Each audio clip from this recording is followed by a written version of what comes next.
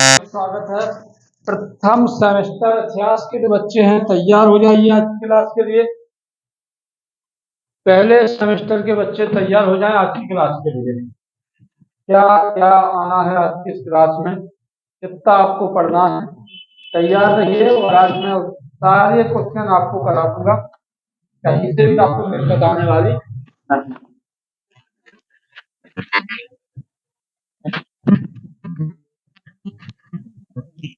जिन बच्चों का पेपर है BA first semester, BA first sem, क्या क्या पढ़ना है सबसे पहले यही जरूरी होता है। कुछ क्वेश्चन दे रहा हूं, पहले बताता हूं फिर मैं समझाता हूं। दोनों ही काम करते हैं जिससे कि आपका पूरा काम कंप्लीट हो जाए। चलिए, सबसे पहले तो बेटा प्राचीन भारत जहां पे है वहां से हम लोग शुरुआत करेंगे।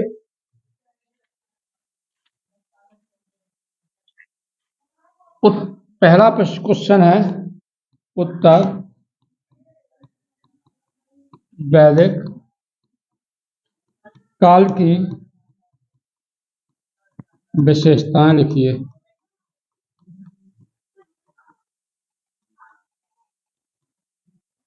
दूसरा क्वेश्चन देते हैं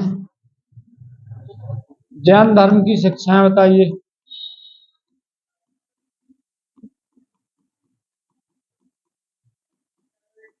शिक्षाओं का वर्णन कीजिए। तीसरा क्वेश्चन जो आपको दे रहे हैं बड़ा प्यारा है, बौद्ध धर्म की शिक्षाएं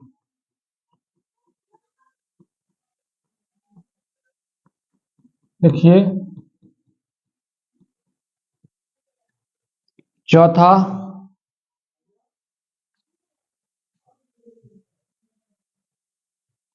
बिंदुसार पर टिप्पणी कीजिए। पर कीजिए। पांचवा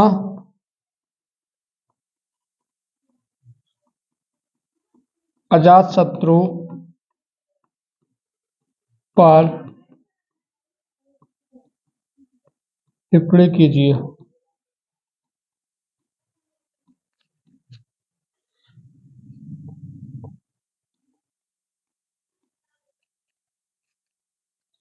एक और क्वेश्चन बनेगा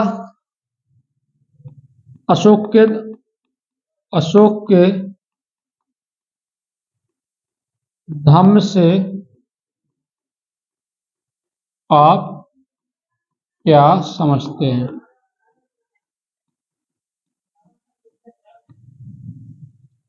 एक और क्वेश्चन इसको देख लेना है, अशोक के धम्म से आप क्या समझते हैं के साथ चंद्रगुप्त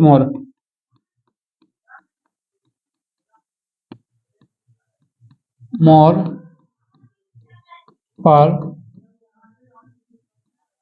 टिप्पणी कीजिए।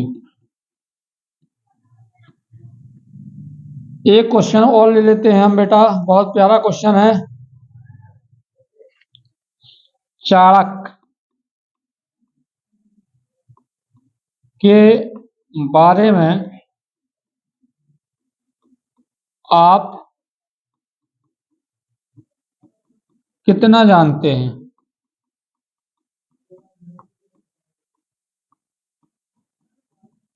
वर्णन कीजिए।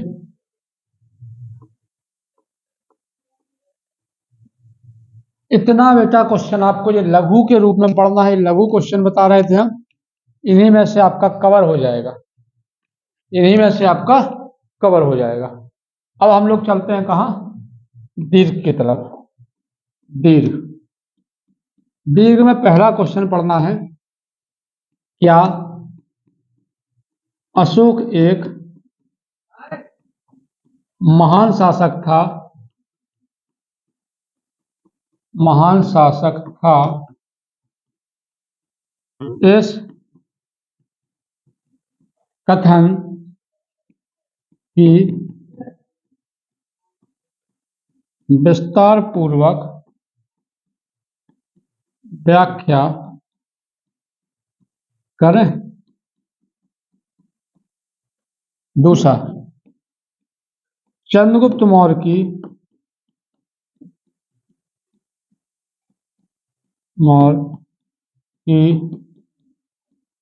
विस्तारवादी प्रशासनिक व्यवस्था का वर्णन कीजिए। चंद्रगुप्त मौर्य की प्रशासन प्रणाली की व्याख्या करें।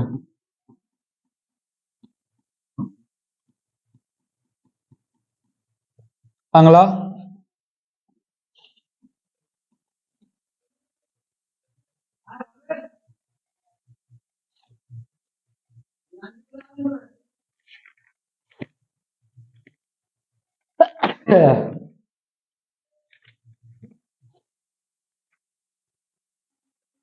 पुष्पमित्र सोम के बारे में आप क्या जानते हैं? तो पुष्पमित्र सोम को थोड़ा सा देख लेना बेटा, लेकिन आपको देखना कहाँ है?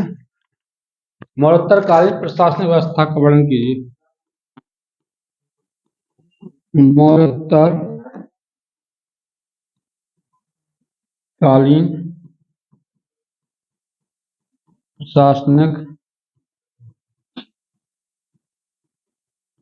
व्यवस्था का वर्णन कीजिए। बेटा जी हो जाएगा, ठीक है।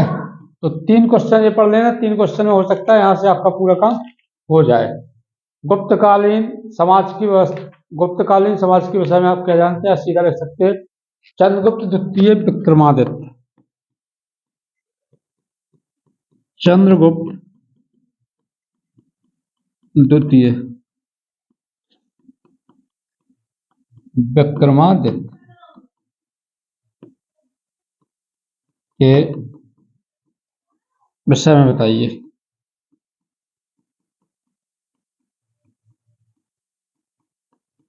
तो ये क्वेश्चन हो गए जो आपके पेपर में आ सकते हैं। अब मैं आपको कुछ चीजों को समझा देता हूँ।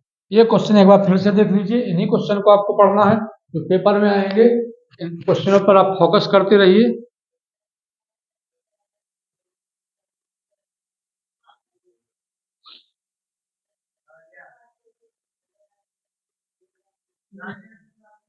चलिए, अब इन क्वेश्चनों के साथ मैं आपको कुछ समझा देता हूँ।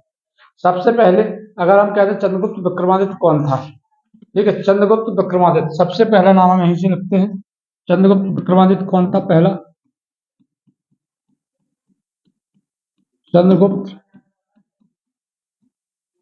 विक्रमादित्य।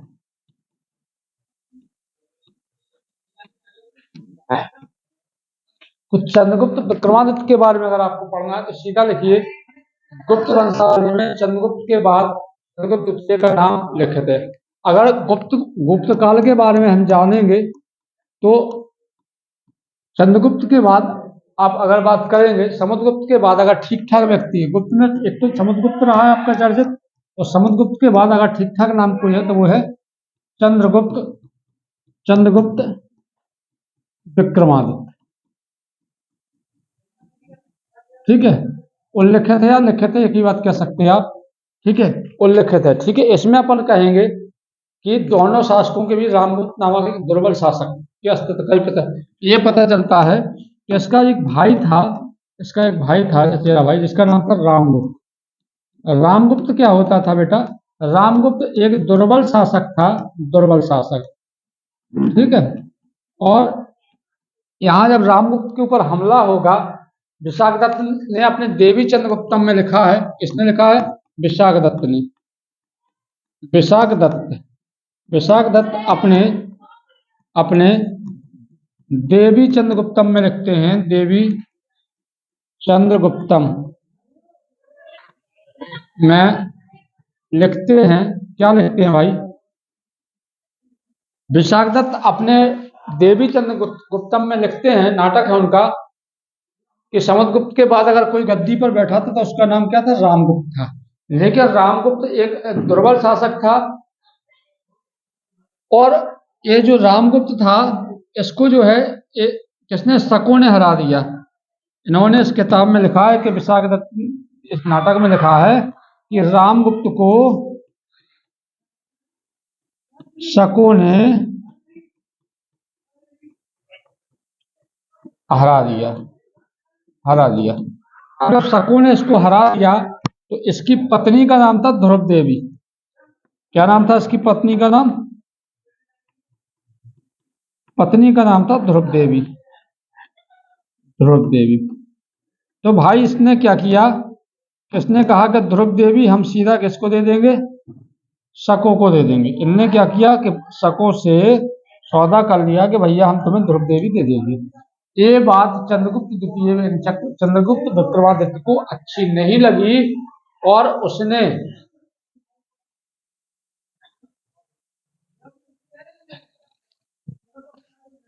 अपने भाई को, तो ठीक है शको से पराजित हो ही गया था, इसने क्या किया, शकों को हराया। भाई को तो हरा ही दिया, इसने क्या किया, इसने शकों को क्या कर दिया, हरा दिया। और जो विधवा थी, क्योंकि रामगुप्त की मृत्यु हो जाएगी, तो इनकी जो पत्नी है ध्रुव देवी से चंद्रगुप्त द्वितीय क्या कर लेगा, ये विवाह कर लेगा। ये क्या कर लेगा, इनसे विवाह कर लेगा। ठीक है, ये क्या कर लेगा भाई, विवाह कर लिया। इसके बाद इसने दिल्ली में कुतुब मीनार के पास खड़े लोह स्तंभ है, लोह स्तंभ पर भी चंद्र नामक राजा की, यानी कुतुब मीनार के पास खड़े, कुतुब मीनार के पास खड़े लोह स्तंभ पर भी चंद्र नामक राजा के बारे में पता चलता है। राजा के बारे में पता चलता है। ठीक है, तो उसमें भी चंद्र नामक राजा के बारे में पता चलता है। और उसमें उदयगिरी का गुहाब लेख है बेटा, ये उदयगिरी का गुहाब लेख कहाँ का, उदयगिरी के गुहा अभिलेख में भी इसका वर्णन मिलता है। कुल मिला के लिख सकते हो, इसमें बड़ा चढ़ा किया, एक ठीक ठाक राजा था, सफल राजा रहा। ठीक है, और मथुरा तक इसका मथुरा का स्तंभ लेख पहला प्रमाणिक गुप्त लेख है। मथुरा में जो स्तंभ लेख मिला है, कहाँ मिला है, मथुरा में। तो मथुरा का जो प्रमाणिक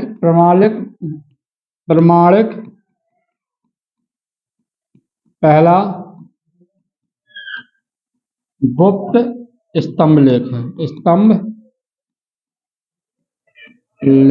है, ठीक है। तो बेटा ये सब पढ़ लेना, चंद्रगुप्त द्वितीय आपका कंप्लीट हो गया। ऐसे ही सारे क्वेश्चनों को पढ़ लेना है, क्योंकि अब समय आपके पास कम है, तो ज्यादा मैं आपको यहाँ पर डिटेल में समझा भी नहीं पाऊंगा। इसलिए आप घर पर अपने मॉडल की सहायता से पढ़ लें। 3-4 चीजों का और पढ़ना है, विक्रमशिला,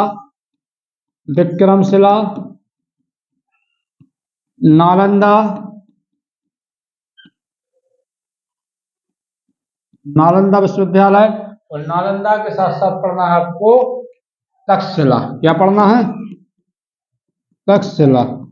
तो इन तीनों के बारे में भी पढ़ लेना, ये भी आपका मोस्ट है। हड़प्पा देख लेना थोड़ा सा, हड़प्पा, और इसके साथ साथ महाभारत पर टिप्पणी कीजिए। महाभारत पर अति लघु में दे सकते हैं वो। ठीक है, तो ये तो तुम लिख ही लोगे। तो ये सारे क्वेश्चन कर लीजिए, यहाँ से आपका पेपर फंस जाएगा, हो जाएगा। बाकी एक वीडियो आपको पार्ट 2 सुबह आएगा, तो इंतजार करिएगा, सुबह एक वीडियो और देख के जाइएगा, जिससे आपका 100% पेपर पूरा हो पाए। ठीक है, मिलते हैं अगले वीडियो। जय हिंद, नमस्कार, वंदे मातरम।